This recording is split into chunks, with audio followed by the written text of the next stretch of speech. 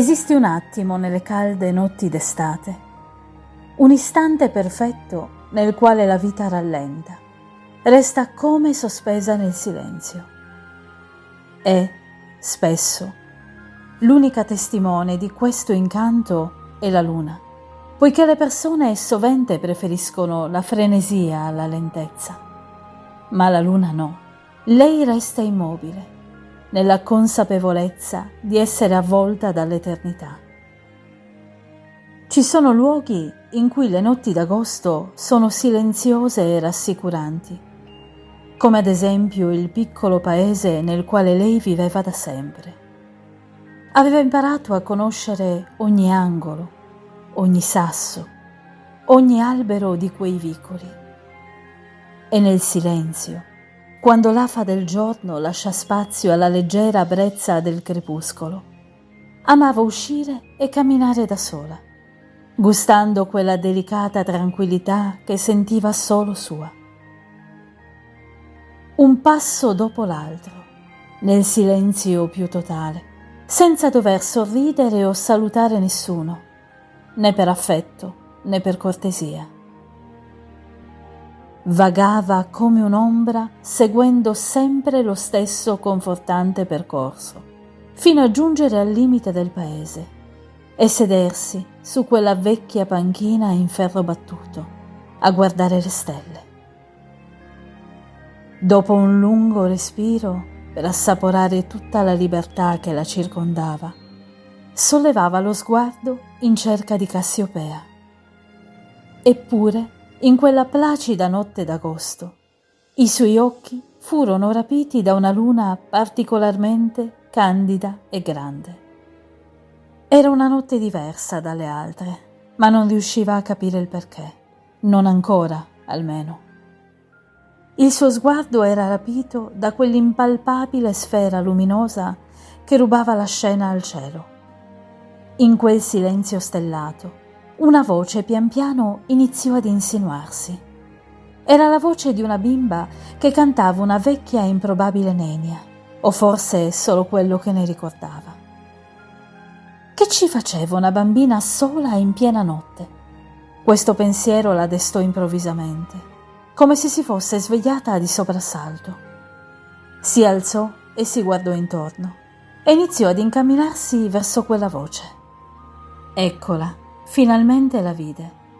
Una bambina seduta su un'altalena in corda legata a un ramo di un grande albero di oleandro bianco, i cui fiori, accarezzati dai raggi lunari, sembravano tante lucciole.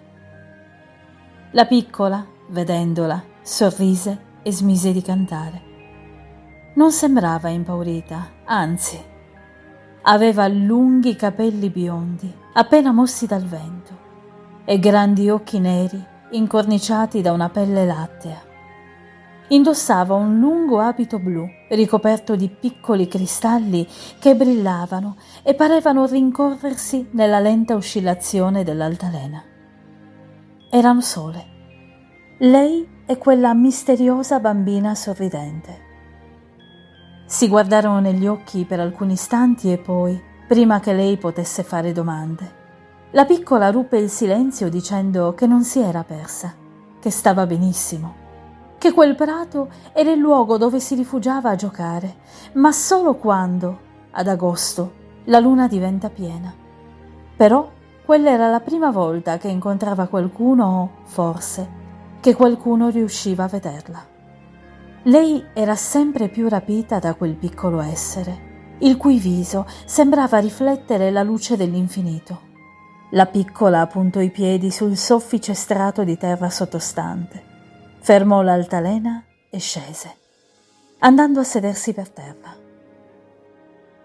Battendo leggermente la mano sull'erba, le fece capire che voleva le si sedesse accanto. E così fu. Si trovarono accucciate una vicina all'altra in quell'insolita notte d'estate. Lei avrebbe voluto farle tante domande. In fondo, una bambina sola nel cuore della notte non è un qualcosa di normale. Ma quella creatura aveva in sé qualcosa di etereo, Sentiva di conoscerla ed era come se la piccola le leggesse dentro. In quell'attimo lei ebbe la netta sensazione che il tempo si fosse fermato. Tutto era come sospeso. Senza pronunciare parola, si chiese chi fosse quella bambina. E la piccola, come se avesse udito l'eco del suo pensiero, rispose: «Tu mi conosci? Mi hai fatto compagnia così tante volte, forse senza neppure rendertene conto. E la mia solitudine è divenuta attesa e gratitudine. Sapevo che saresti venuta anche oggi, nell'unico giorno in cui avrei potuto mostrarmi a te». Lei non capiva, ma più la bambina parlava e più il suo cuore si riempiva di una pace mai provata prima. Era sempre stata sola, cosa che in realtà non le aveva mai pesato, ma ora la compagnia di quella bambina la faceva sentire parte di un qualcosa che lei stessa non riusciva a spiegare. «Guardami», riprese la piccola, sfoderando un sorriso dolcissimo. E continuò: «Da sempre ti ho atteso. Nello scorrere degli anni in tanti mi hanno guardata, ma solo tu hai saputo vedermi. E le nostre solitudini si sono specchiate l'una con l'altra, si sono trovate, si sono abbracciate. Sapevo che saresti venuta anche oggi, proprio oggi». La bimba si alzò e lei fece lo stesso. Iniziarono a camminare, lente, come se possedessero i segreti di ogni secolo dell'universo. Non si muoveva nulla accanto a loro, mentre i loro cuori battevano all'unisono. La bambina si fermò, stese il braccio verso di lei, aprendo la mano e dicendo: «Vieni via con me». Lei non capiva, eppure quella richiesta la faceva stare bene. Fu allora che le chiese quale fosse il suo nome. «Io sono Luna», fu la risposta. Ogni dubbio si dissolse e lei, senza esitare, strinse la mano tesa della bimba, portandola a sé e abbracciandola con tutto l'affetto di cui era capace.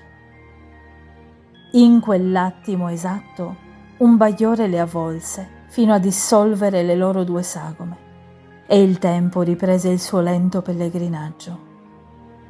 Da allora nessuno ha mai più visto lei o la bambina, ma si dice che nelle calde notti di agosto, quando la luna è piena, sia come avvolta da una leggera foschia che la tiene stretta in un materno abbraccio.